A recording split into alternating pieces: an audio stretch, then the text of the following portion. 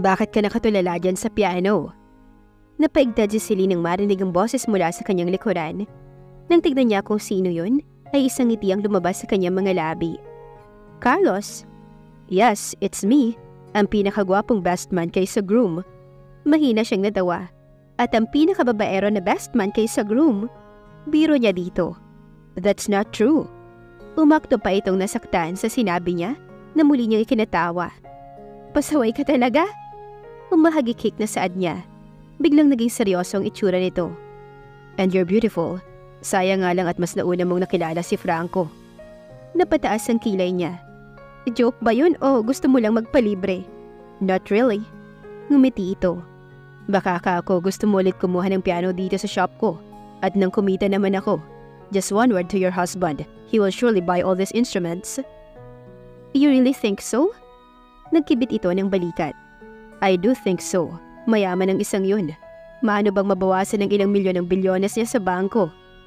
He was talking like he's not like Franco in terms of wealth. Alam ni Celine na ilang branches pa ng musical shop ang pag-aari nito sa iba't ibang panig ng mundo. Nagmamay-ari din ito ng ilang musical theater sa Pilipinas. Nasa linya din ito ng production para sa mga international orchestra sa loob at labas ng bansa. You are indeed a businessman. Just a business-minded person. Ano, ipapabuhat ko na ba ang isang to? Inginuso nito ang itim na piano, nakala nitong siyang tinitignan niya. Ang totoo ay nakatingin lang siya sa kawalan habang nag-iisip ng malalim. No, wala akong balak na ilipat ang shop mo sa bahay namin. Tama na sa akin yung binili namin ni Franco. Then, bakit ka nandito sa shop? Siya naman ang nagkibit ng balikat. Napadaan lang ako. Nang hindi kasama si paring Franco? Napakagat siya sa kanyang labi. Busy siya. Busy on what? Iniwas niya rito ang mga mata. Sa isang bagay na hindi ko na kailangan pang alamin. On his girlfriend. He's really careless. Bahala siya. Kung iiwan ka niya kahit saglit lang, baka hindi niya mamalaya na may tumatangay na sa'yo. Kung akong nasa lugar niya, on guard ako lagi buong 24 hours. Bumalik muli ang tingin niya sa kaibigan ng kanyang asawa. Kung makapagsalita ito ay tila alam nito ang hirap na pinagdaraanan niya. Maybe he did know something. Something about Glenda and Franco. He is her husband's best friend since high school after all. Carlos, alam mo ba ang tungkol sa girlfriend ni Franco? Girlfriend? Nagtatakang napataas ang isang kilay nito. Are we talking about another girl here? Yeah, she's morena, simple at isang oportunista? Pagtatapos nito sa sasabihin niya, gulat siya sa narinig. How did... Napabuntong hininga ito. Hindi ko gustong magsalita pagdating sa bagay na yan, Celine. Franco warned me not to tell you things regarding Glenda. Pero hindi dahil sa gusto niyang itago ang relasyon niya dito. Nag-aalala lang siya na baka ma-misinterpret mo ang tungkol dun, kaya ayaw niyang ipaalam sa'yo. Past is past anyway. Namasa ang kanyang mga mata. It's just that, the thing is, alam ko na ang tungkol sa kanilang dalawa. Napalunok siya. Alam ko naman ang lugar ko pero ang hirap kasi. Napatingala siya upang pigilan ang nagbabantang pag-iyak. Kinabig siya nito at niyakap. You poor thing. Hindi mo kailangan pahirapan ng ganito ang damdamin mo, Celine. Franco cares for you. Napasigok siya. That's it. He only cares for me. Hindi niya ako magagawang mahalin. Biglang may tumikim sa kanilang likuran. Excuse me? Pasensya na kung nakaka-istorbo ako sa inyong moment. Gusto ko lang itanong kung tama nga bang musical shop itong pinasukan ko o isang lover spot. Baka kasi namalikmata lang ako sa labas kanina ng signboard ng tindahan nyo. Isang pitit na babae na nakapulang jacket at may violin case na nakasabit sa balikat ang nagsalita. Humiwalay sa kanya si Carlos at humarap dito. It is indeed a musical shop, miss. Iminurasta pa nito ang paligid upang ipakita ang mga nagkalat na iba't ibang musical instrument tulad ng piano, violin, salyo, guitar, flute at kung ano-ano pa. Napahampas ng noo ang babae. Ano ba yan? Obvious nga naman na tindahan ng mga instrumento tong pinasok ko. Tumawa pa ito. You need something?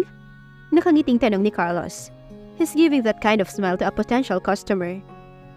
Kaya nga ako pumasok dito, mister. Cause I need something. Binigyang diin pa nito ang huling sinabi. Kitang-kita ni Celine kung paano nabawasan ang ngiti ng lalaki. Umurong ang mga luha niya. Nang tumingin siya sa babae, ay hinaplos nito ang baba nito na para bang nag-iisip kung anong pakay na sinasabi nito. Pwede ko bang makita yung mga violence nyo? Nandoon muli ang professional ng ngiti sa mga labi ng lalaki. Sure, ano bang gusto mo? Kailangan makita ko muna ang lahat ng violence na meron kayo. Nagpaakay ito kay Carlos sa mga glass caskets na kinalalagyan ng iba't ibang uri ng disenyo at kulay ng violin. Nakasunod lang ang mga mata ni Celine sa mga ito. Ipaniliwanag ng lalaki ang advantages at perks ng mga instrumento, kung saang materyales ito gawa at alin ang mas mahal at mura. Parang ito lang yung mga binibenta sa rekto. Umiiling na komento ng babae. Kumiling ang ulo ni Carlos na tila ba hindi gusto ang narinig. Miss, are you comparing my merchandise to another one? These instruments were strictly fresh from France, Italy, and Russia. Hindi naman porket galing ng ibang bansa maganda na. Kaya hindi umula doon lang ng Pilipinas eh. Dahil sa mga negosyanteng gaya mo na umaangkat pa ng produkto mula sa ibang bansa, hindi mo tinatangkilik ang sariling atin. Napapalatak ito. I paid for the quality of the product and not for any other reason. There are many specialized products in each country. Kaya wag mo akong husgahan kung nagbebenta man ako ng mga bagay na hindi basta-basta makakita dito sa atin. Natakpan nito ang sariling ilong. Dep, ang lalim mo, mister. Ina-analyze pa ng utak ko kung anong mga sinabi mo. Kumawala ang ngiti sa gilid ng mga labi ng lalaki. Mukhang pinipigilan nitong matawa sa may pagkakomedyante na komento ng babae. Imbes ay kunot noong bumaling ito dito. Are you here to buy or just criticize my goods? Both. Yun naman talaga ang ginagawa ng mga practical na namimili. Collect, reject, and select. Napataas ng kilay ang lalaki. So, pwede na ba tayong dumako sa select? Sorry, reject lahat. Wala namang ganda dito sa mga violence mo. Ang itsura pare-pareho. Ang papangit. Ilang saglit na natahimik si Carlos sa narinig. Pamaya-mayay na ningkit ang mga mata nito. Kinuha nito ang isang maliit na walkie-talkie sa bulsa nito at may tinawagan. Can you please come here to send someone outside? No, hindi siya isang customer. It's a stray cat. Uy, teka! Anong sinasabi mo dyan? Nagulat nila ang babae nang dalawang security guards ang biglang sumulpot sa likod nito. Hinawakan ng mga ito sa magkabilang braso ang babae at hinila. Nagaan na lang susunod sana si Celine dito, subalit pinigilan siya ni Carlos. Hayaan mo siya, Celine. Pero, ang kapal ng mukha mo, mister. Ipapagiba ko tong shop mo. Hindi pa ako nagiging pulis pero kapag dumating ang araw na yon, ikaw ang unang-unang aarestuhin ko. Sasampahan kita ng ano nga bang kasong isasampa ko sa'yo? Tama, physical injury. Nakahalukip-kip na lang si Carlos habang pataman na nakatingin sa nagpupumiglas na babae. Hindi nga ako nasaktan physically, pero tinapakan mo ang pagkatao ko sa ginawa mong to. My feelings are hurt at saka discrimination and violation of human rights. Wala kang karapatang tratuhin ako ng ganito. Ang gwapo mo pa naman, bastos ka lang. Sa'yo ng mga mamahaling violence mo na yan. Wala naman sa'yong hinahanap ko. Pahabol na sigaw pa ng babae habang hinihila ito ng mga gwardya palabas. Nakakalokong kumaway si Carlos dito. Nang mawala ang babae sa paningin nila, ay huling-huli ni Celine ang ngiti at pag-iling-iling ng binata. Hindi niya na napigilan ang sarili. Napatawa na lang siya sa scene yon. Anong ibig sabihin nun? Isang babaeng hibang na naligaw dito sa shop ko. May mga ganoon talagang tao once in a blue moon. She's funny. She's crazy. It's cute. It's creepy.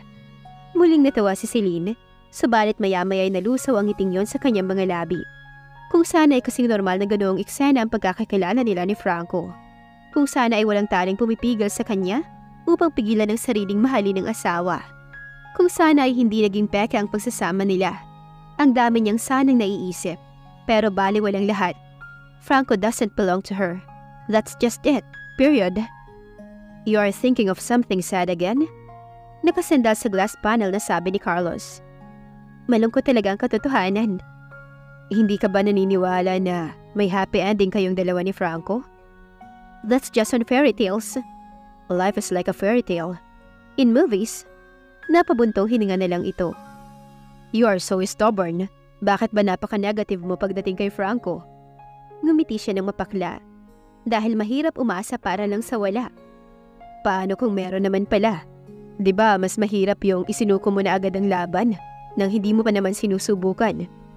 Walang kompetisyon. Right, wala nga. Pero hindi mo mapipigilang magbago ang nararamdaman ng isang tao. At yun ang nakikita ko sa kaibigan ko. Franco changed ever since the day he met you. Umiling siya. I don't know, since hindi ko nakilala ang dating siya. Then, kung hindi ka talaga kumbinsido na natutunan ka ng mahalin ng best friend ko, bakit hindi natin alamin? Paano? Nakapamulsang umiti ito ng simpatiko. This coming Saturday, may reunion party ang klase namin ng high school. Pustahan tayo na hindi niya sasabihin sa iyong tungkol doon. Napangiwi siya. Is that a good thing? Depende yun kung paano mo titignan ang sitwasyon. Hindi kita maintindihan. Diretsuhin mo nga ako. Hindi nito pinansin ang sinabi niya. Pero kailangan magdala ng partner. Malamang kung mag-i-insist na sumama si Glenda, siya ang isasama ni Franco. Parang kinabog ang kanyang puso sa sinabi nito. Why her? Bakit hindi ako? I'm his wife on everyone's eyes. Kahit hindi ko sagutin yan, alam mo na ang sagot. Si Glenda ang mahal ni Franco. Kaya natural lang na siyang ipakilala nito bilang nobya. Franco's trying to fix things slowly. Iiwan niya na ako anumang sandali. Hey, don't make that face. Nagbibiro lang ako. Kapag umiyak ka ng dahil sa akin, malalagot ako dun. He doesn't love me. Believe me, he does. Punong-puno ng kumpiyansa na saad ni Carlos. Malungkot na napayuko naman si Celine. Hindi ako ang isasama niya sa reunion party na sinasabi mo. Hindi niya nga nabanggit sa akin ang bagay na yun. Of course, he can't take you there. Ako ang magsasama sa iyo sa party. Bigla ang pag-angat niya ng tingin dito. Ikaw? Bakit? Sabi ko naman sa iyo, di ba? Kukumpirmahin natin ang damdamin ng slow kong best friend. Subalit napabuntong hininga naman ito. Hay, tiyak na bugbog ang aabutin ko sa gagawin kong to. Naiiling na saad ni Carlos. Uy pare, akala ko hindi ka na darating. Tinapik ng dating kaklase niyang si Marco ang balikat ni Franco. I was planning to do so. Kaya lang baka maisipan yung ipahanap ako kapag hindi ako dumating. Biro niya. Nagtawanan ang ilang kalalakihan sa maluwag at eleganting social hall na yon na pinagdarausan ng kanilang class reunion. It was only exclusive for guys. Isa kasi siyang estudyante sa isang all-boys academy nung high school siya. And who's this lovely lady are you with? Tanong ng isa pang naroon. Inabutan silang pareho nito ng kopita ng champagne. Napatingin si Franco sa kasama niyang babae na nakahawak sa kanyang braso. Ngumiti siya ng payak dito. But then, he felt something wrong about it. Ano bang ginagawa niya sa lugar na yun nang hindi kasama ang asawa niya? I'm Glenda. I'm Franco's close friend. Nakangiting pakilala nito sa sarili. She's not your wife, Franco? Kahit hindi kami naka-attend ng kasal mo ay hindi namin nakilala ng personal ang babaeng pinakasilan mo. Hindi siya yung babaeng nasa cover ng Circle Magazine Elite. Sabat ng isang babaeng kapareha ng isa sa mga kaklase niyang naroon. Seryoso naman ang pagkakatingin ni Glenda sa babae. Ano kaya ang maging reaksyon ni Franco kapag nakita niya ang asawa na kasama ni Carlos? At dito na po nagtatapos ang kabanata ng ating kwento. Please like, share, subscribe for more updates. Maraming salamat po.